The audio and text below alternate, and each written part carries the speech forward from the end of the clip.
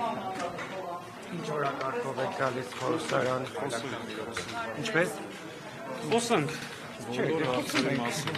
Պարոն Սաղաթելյան, եթե կարգողի կոստը ներսում չի նիստ ամենայնի ներսում չի, նմասնակցելու եք նիստին, բոյկոտելու եք, ինչ գործողություն։ տեսնենք կաթողիկոսին, եթե փոխարինող լինի, բնականաբար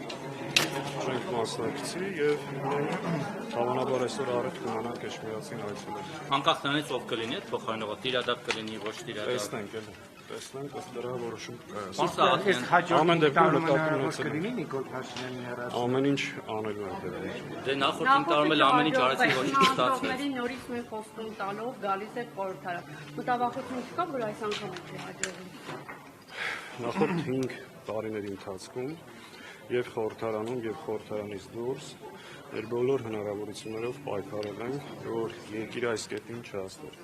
Այո, դժբախտաբար հունիսի 7-ի ընտրությունը եւս այս կորուստների, զիջումների շղթան կտրելու հնարավորություն։ Այս ամեն սպասելի չէ, որ հունիսի 7-ին կարող են վերընտրվի Նիկոլ Փաշինյանը, շատ անակնկալ էր, որ մենք ամեն ինչ արել ենք եւ նաեւ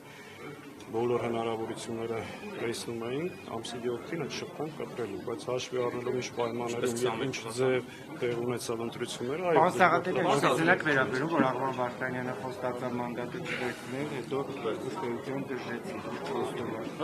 Աղվան Վարդանյանը